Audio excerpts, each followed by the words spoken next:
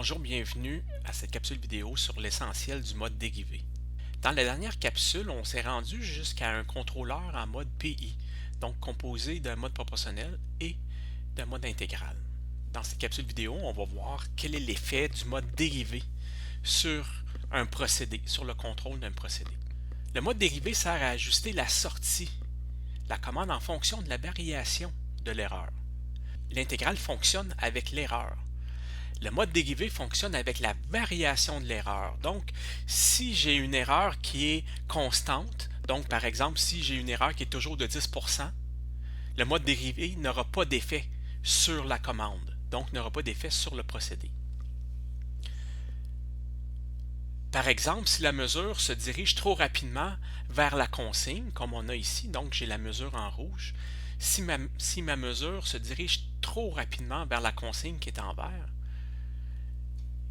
le mode dérivé va venir baisser un petit peu la commande parce que le mode dérivé sert à anticiper la réaction du procédé. Donc, le mode dérivé, par son ajustement, va anticiper un dépassement de la consigne et donc va diminuer la commande. Dans l'image qu'il y a ici, j'ai ma mesure qui est en rouge et la consigne qui est en vert. Donc, plus la mesure se dirige vers la consigne, plus l'erreur diminue. Mais l'erreur, elle est positive. Pour calculer l'erreur, on fait consigne moins mesure. Donc, jusqu'à la consigne, l'erreur va être positive. Quand on dépasse la consigne, mon erreur va être négative. Un constat, on peut dire que l'erreur varie rapidement, car en peu de temps, elle passe d'une grande erreur à une petite erreur, puis à zéro.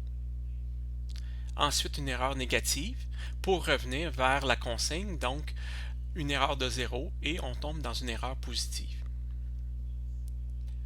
Donc le graphe du bas ici, on voit le graphique ou la courbe de l'erreur. Comparativement au graphe du haut, où on voit le graphique avec la consigne et la mesure. Suite au passage de 30 à 40 de la consigne, le point 1 montre une erreur positive. Donc on voit que mon erreur est positive parce que j'ai fait la consigne moins la mesure. Le point 2 montre une erreur négative. Puis le point 3, qui est directement au croisement de la consigne avec la mesure, j'ai 0 erreur. Donc j'ai une erreur qui est nulle. Même chose le point 4, j'ai également une erreur nulle parce que ma mesure est directement égale à la consigne. Le mode dérivé ne travaille que lorsque l'erreur varie. Par exemple, lorsqu'il y a une certaine stabilité de l'erreur, comme au point 1 et 4. Donc ici, j'ai une stabilité et vous voyez que le point 4 aussi, j'ai une erreur qui est stable. La portion dérivée du calcul de la commande est égale à 0. Donc, il n'y a pas de commande qui vient de la portion dérivée si l'erreur ne varie pas. Comment on fait pour calculer maintenant le mode dérivé? Bien, on a besoin de comprendre qu'est-ce que c'est une pente d'une droite. Qu'est-ce que c'est une pente d'une droite? C'est qu'on calcule la variation des coordonnées y divisée par la coordonnée x de 2 points. Par exemple, ici, j'ai le point A qui est à moins 4 en x et 2 en y, puis le point B qui est à 1 en x et 4 en y. Si on calcule la pente, je calcule ma variation de mes y divisé par la variation de mes x. Et ça me donne une pente de 2/5. Donc, on parle ici d'un taux de variation. Une pente, c'est un taux de variation. Je peux avoir une pente qui est positive, une pente qui est négative, une pente qui est nulle et une pente qui est indéterminée, donc qui tend vers l'infini.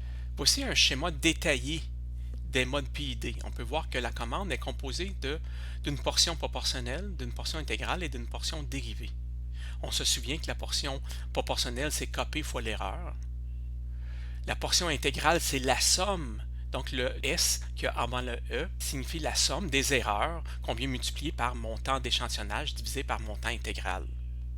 Puis, pour ce qui est de la portion dérivée, ça va être un gain qu'on va utiliser, KD, et on vient multiplier par la variation de l'erreur.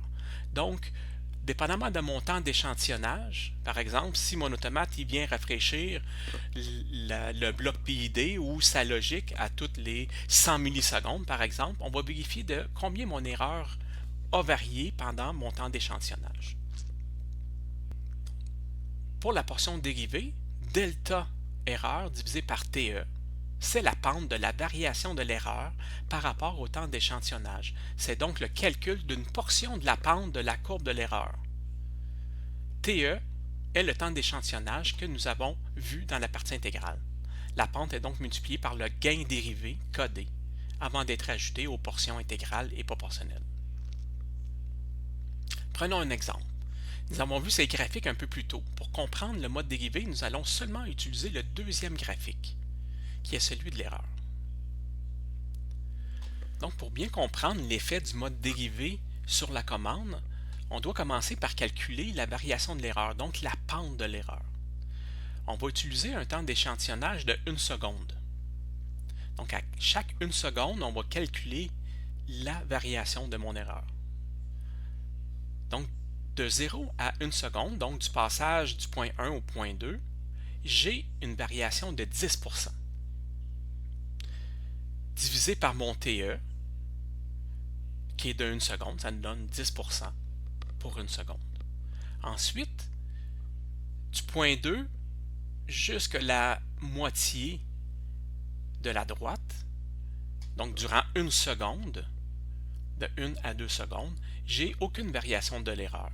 Donc, mon delta E sur TE va me donner 0%, également de 2 à 3 pour arriver au point 3. J'ai également 0%. Puis ensuite, on commence à descendre. Donc ici, je vais avoir une pente du point 3 au point 4. Comme cette diminution dure 5 secondes, nous, on va y aller par coup de 1 seconde. Mais ça va être la même pente. Okay? Donc de 3 à 4 secondes, j'ai une variation de moins 3% de l'erreur. Et ça va être pareil jusqu'à la seconde numéro 8. Donc là, on vient de calculer la variation de mon erreur. On va entrer ça dans un tableau pour bien comprendre l'effet PID sur un procédé. Donc sur le graphique qu'on avait précédemment, à 0 secondes, j'ai ma consigne à 30%, j'ai ma mesure à 30%, et j'ai donc 0 erreur. Donc présentement, je n'ai pas d'effet sur mon procédé. Donc rendu à 1 seconde, j'ai augmenté ma consigne à 40%.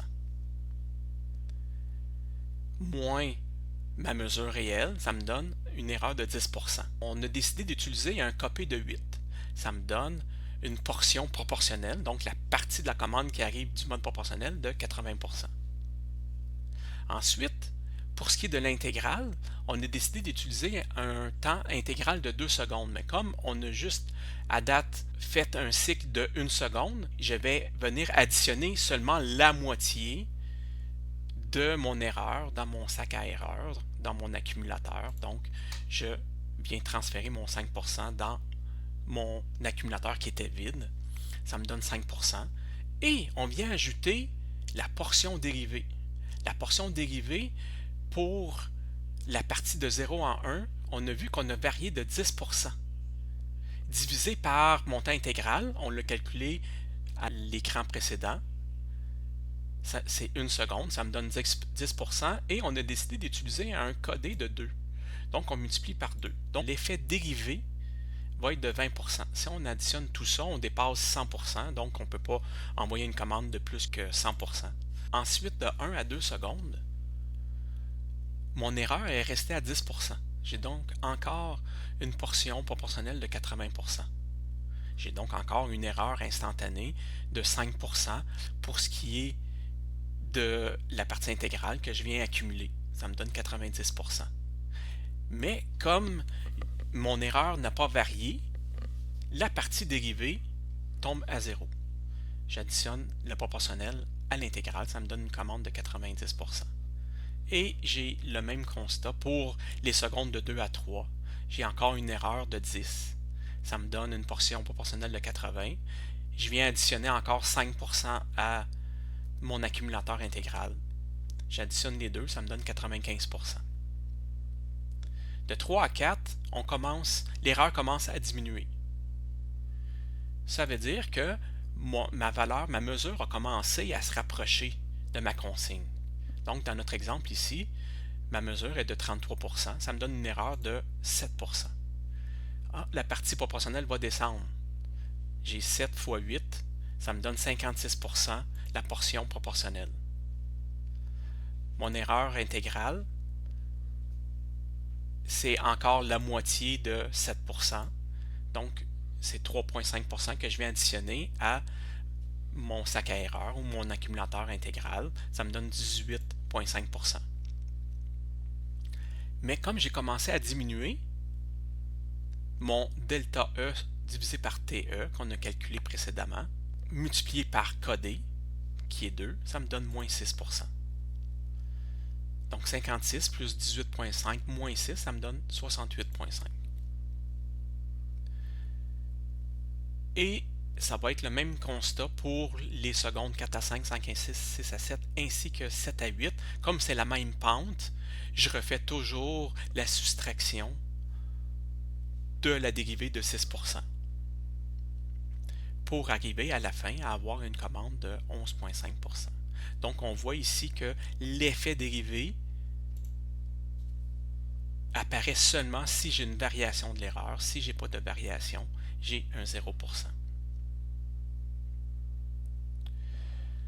Interprétation des résultats.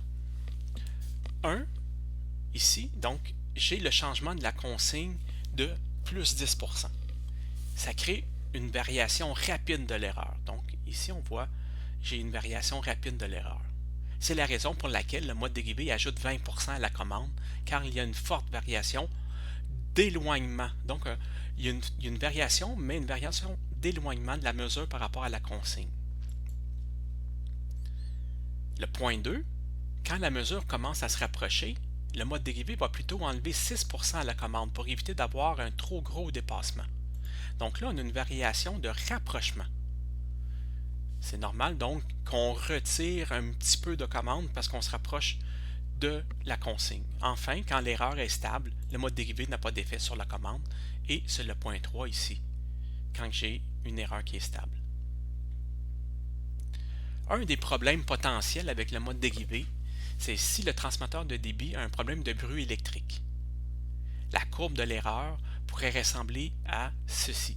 Donc, les changements brusques de cette courbe donnent des variations d'erreur, des pentes importantes et peuvent causer une instabilité au niveau du procédé. Pour cette raison, parfois, le mode dérivé n'est pas utilisé. On peut voir ici un exemple d'effet recherché du mode dérivé. J'ai un dépassement si j'utilise un contrôleur sans paramètre dérivé et avec le même procédé en ajoutant un paramètre dérivé, j'ai un plus faible dépassement. Pour avoir plus d'informations sur le mode dérivé, vous pouvez aller sur les sites suivants.